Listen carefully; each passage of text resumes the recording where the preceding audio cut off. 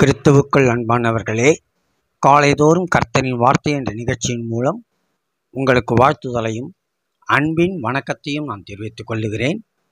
இன்றைய நாளுக்கான தேவ வார்த்தையானது எசேக்கியேல் 9ஆம் அதிகாரம் 10ஆம் வசனம். எசேக்கியேல் 9:10. அவர்களுடைய வழியின் பலனை அவர்கள் சிரசின் மேல் இறங்க பண்ணுவேன் என்றார் என்பதான ஒரு வார்த்தையை கொடுத்திருக்கிறார். இன்றைய வசனம் கடுமையான வார்த்தைகளை உள்ளடக்கியதாக இருக்கிறது. என் கண் அவர்களை தப்ப விடாது, நான் அவர்களுக்கு இரக்கம் செய்யவும் மாட்டேன். அதற்கு பதிலாக அவர்களுடைய வழியின் பலனை அவர்கள் சிரசின் மேல் இறங்க பண்ணுவேன் என்று கர்த்தர் கூறுகிறார். இந்த அளவுக்கு தேவனை கோபப்படுத்தினார்கள் இஸ்ரவேலர்கள். தேவ பிள்ளையே, நாம் யாராயிருந்தாலும் தேவனுடைய கோபத்தில் விழுவோமாயினால் நம்மை காப்பாற்ற ஒருவராலும் முடியாது.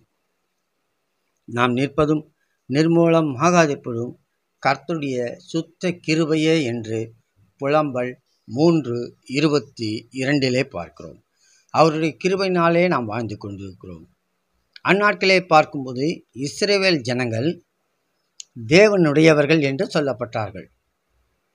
தேவனுக்குரியவர்கள் எல்லோரும் இஸ்ரவேலர்கள். அவர்கள் தேவனுடைய மக்களாய் இருந்தாலும் கூட தேவனை கோபப்படுத்தியபடியால் அவர்கள் என்னென்ன விதைத்தார்களோ அவைகளையெல்லாம் அறுக்கும்படி தேவன் செய்கிறார். பிரியமானவர்களே, நம்முடைய வாழ்க்கையை குறித்து நாம் ஜாக்கிரதையாக இருக்க வேண்டும்.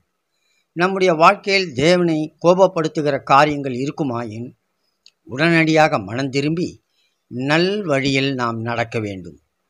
மனம் திரும்பாமல் தொடர்ந்து நாம் அதே வழியில் நடக்கும்போது தேவனுடைய கோபம் நம்மேல் இறங்கும். அப்பொழுது நாம் செய்த எல்லா அக்கிரமங்கள் பாவங்களுக்கு தக்கதாக காரியங்கள் நம்முடைய தலையின் மேல் வந்து இறங்கும். அவைகளுடைய பலனை நாம் அனுபவிக்க வேண்டியதாயிருக்கும். அது மிகவும் வேதனையுள்ளதாக நம்முடைய வாழ்க்கையை மாற்றிவிடும். சில வேளையில் மிகுந்த அவமானங்களையும் அது கொண்டு வரும் என்பதை நாம் புரிந்து கொள்ள வேண்டும். இஸ்ரவேல் ஜனங்கள் தேவனுடையவர்கள். அதைத்தான் யாத்திராகமும் 19ஆம் அதிகாரம் 5ஆம் வசனத்தில் பார்க்குறோம். இப்போது நீங்கள் என் வாக்கை உள்ளபடி கேட்டு என் உடன்படிக்கையை கை கொள்ளுவீர்களானால் சகல ஜனங்களிலும் நீங்களே எனக்கு சொந்த சம்பத்தாயிருப்பீர்கள். பூமியெல்லாம் என்னுடையது என்று அங்கே குறிப்பிடுகிறார். அவருக்கு சொந்த ஜனமாக நம்மை அழைத்திருக்கிறபடினாலே அவரது கோபத்துக்கு ஆளாகாதபடிக்கு நம்மை தப்புவித்து கொள்ள நாம் நல்வழியிலே நடக்க அழைக்கப்பட்டு இருக்கிறோம் என்பதை இந்த வார்த்தையின் மூலமாக நாம் புரிந்து கொள்ள முடிகிறது. எனவே நாம் எப்பொழுதும் ஜாக்கிரதை உள்ளவர்களாக இருப்போம். நம்முடைய பாவங்களுக்கும் அக்கிரமங்களுக்கும் தக்க இதுவரைக்கும் தேவன் நமக்கு சரி கட்டாமல் இருப்பது அவருடைய கிருபையே என்று எண்ணிக்கொள்வோம். அவருடைய கிருபைதான் தேவனுடைய கோபத்தை இதுவரைக்கும் நிறுத்தி வைத்திருக்கிறது. அவருடைய கிருபையை பயன்படுத்தி மனம் திரும்ப நாம் அழைக்கப்படுகிறோம். அப்போது தேவனுடைய இரக்கம் நமக்கு கிடைக்கும்.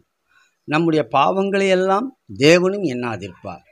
நாமும் சுகமாய் சமாதானமாய் ஆசீர்வாதமாய் வாழ அது நமக்கு பேருதவியாக இருக்கும்.